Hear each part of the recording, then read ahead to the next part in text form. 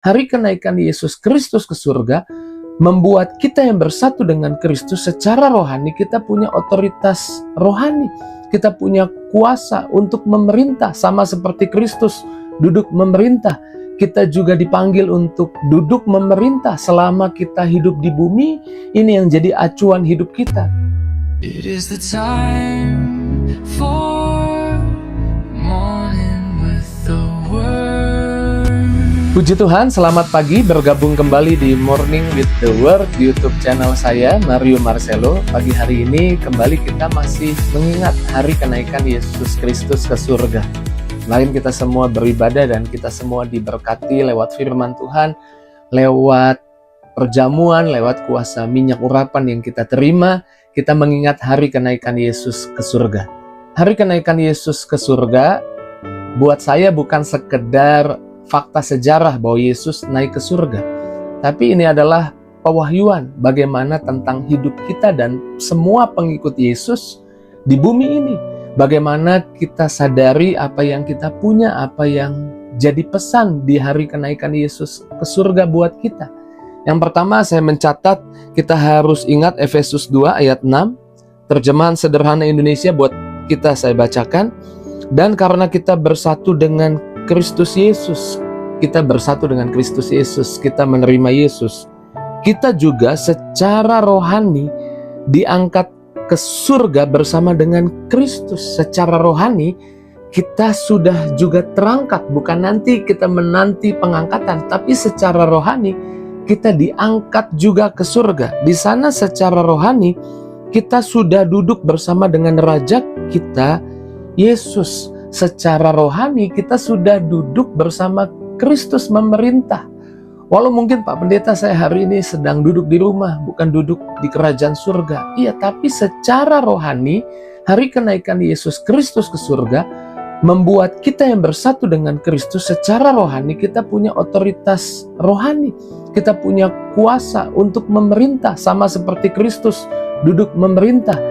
Kita juga dipanggil untuk duduk memerintah selama kita hidup di bumi. Ini yang jadi acuan hidup kita. Kita hidup bukan untuk diperintah keadaan, untuk ditaklukkan keadaan, untuk didikte oleh masalah, tapi kita dipanggil dalam hidup kita yang percaya Yesus naik ke surga. Kita juga sudah naik dan sudah duduk bersama Yesus. Kita dipanggil untuk memerintah dalam hidup. Kita dipanggil untuk berkuasa. Kita dipanggil untuk menerima kekuatannya yang secara alami kita akan lihat berangsur-angsur dari satu kemuliaan kepada kemuliaan yang lebih besar terjadi di hidup kita. Contoh di perjanjian lama, kalau saudara ingat Daud, dalam 1 Samuel 16, Daud diurapi oleh Samuel. Urapan itu urapan sebagai raja, bukan urapan sebagai gembala kambing domba, tapi urapan sebagai gembala Israel, raja Israel. Dan peristiwa itu Daud belum mengalahkan Goliat. Daud masih jauh jadi raja. Tapi secara rohani, Daud sudah memiliki otoritas seorang raja. Jadi Daud sudah menerima pengurapan raja. Lalu kemudian hal itu terjadi. Beberapa waktu ke depan terjadi. Daud menjadi raja dan naik ke atas tahta. Demikian hidup kita hari ini, ketahuilah. Di dalam kita sudah ada kekuatan, sudah ada kuasa untuk memerintah. Kita duduk bersama Kristus hari ini di kerajaan surga. Dan pesan lain yang saya tangkap dari hari kenaikan Kristus ke surga adalah kita memiliki mata iman seperti orang-orang yang melihat Yesus naik ke atas. Mata kita juga naik ke atas.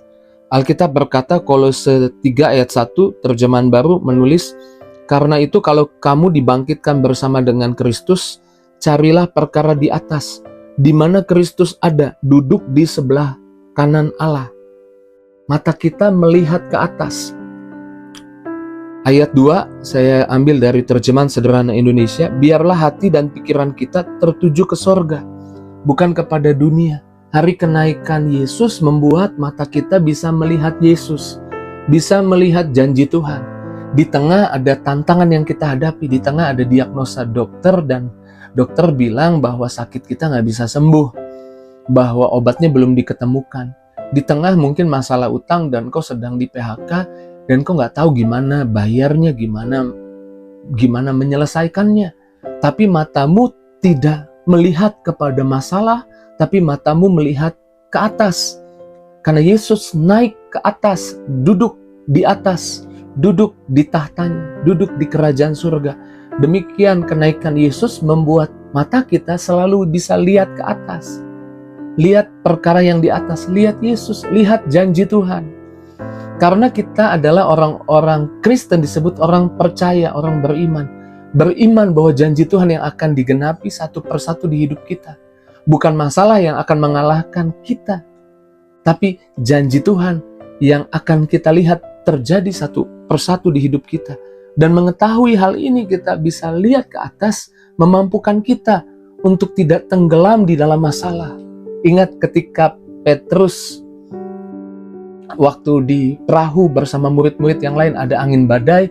Kemudian kalau saudara baca di Matius 14, Yesus datang, dan waktu Yesus datang, mata Petrus ke arah Yesus, dan Petrus berkata, Tuhan, jika itu Engkau, suruh aku mendekat kepadamu, suruh aku berjalan kepadamu. Dan kemudian Yesus berkata, mari, kemarilah. Dan Petrus jalan di atas air. Alkitab berkata ketika dirasanya tiupan angin, ketika tiupan angin mendistract pandangannya, melihat situasi ada angin, ada badai, maka Petrus tenggelam. Dan Tuhan tidak mau kita tenggelam di dalam masalah. Tuhan tidak mau kita tenggelam di dalam kesulitan, kesusahan, tenggelam di dalam perasaan ketakutan. Tuhan mau kita damai, kita sukacita. Karenanya untuk bisa damai, sukacita, lihat ke atas, lihat ke Yesus.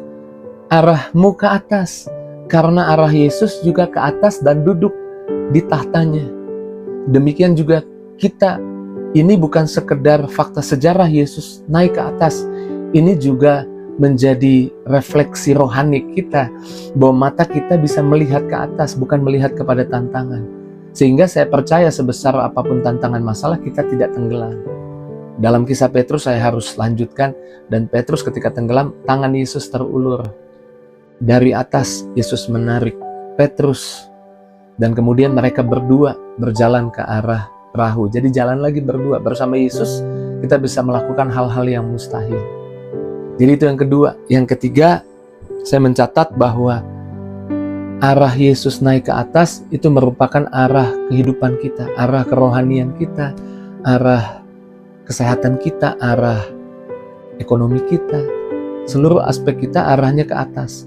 Alkitab bilang Amsal 4 ayat 18, tetapi jalan orang benar itu seperti cahaya fajar yang kian bertambah terang. Fajar yang semakin naik dan tambah terang. Kenaikan Yesus membuat kita juga punya iman bahwa hidup kita naik, tambah terang, bukan tambah gelap.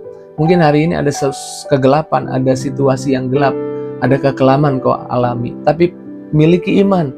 Yesus naik ke surga adalah sebuah pewahyuan, hidup kita juga naik.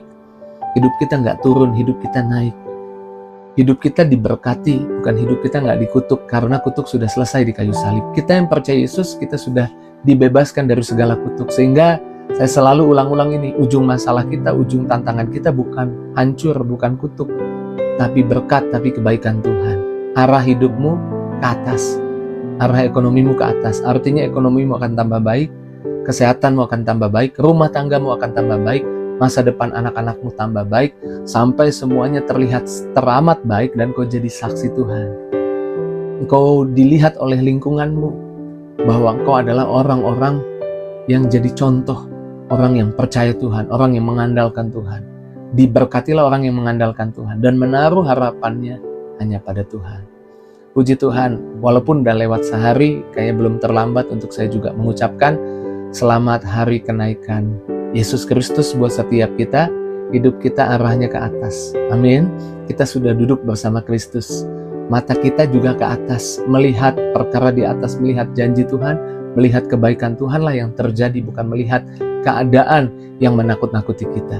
Kemudian hidup kita punya iman ke atas, tambah baik, tambah hebat, tambah dahsyat, tambah luar biasa, dari satu kemuliaan kepada kemuliaan yang lebih besar. Puji Tuhan, haleluya. Kita percaya kembali firman Tuhan menguatkan kita, meneguhkan kita.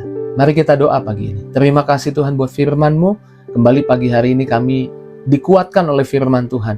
Karena firman Tuhan pelita buat kaki kami, menuntun langkah kami, mengarahkan cara berpikir kami agar kami tidak berpikir yang salah. Terima kasih buat firman-Mu, berkati anak-anak-Mu jamaah, yang sakit sembuhkan, yang lemah kuatkan, yang susah hibur. Tiap pribadi Tuhan berkati. Dalam nama Yesus kami doa, haleluya. Amin. Sebagaimana Yesus naik ke atas, demikian hidup saya juga naik ke atas. Diberkati Tuhan, ditolong Tuhan. Jika itu jadi responmu, tulis di kolom komentar. Dan jangan lupa, bagikan link Morning with the Word pagi ini kepada teman, sahabat, keluargamu, biar lebih banyak lagi orang yang diberkati Tuhan. Tuhan berkati, see you!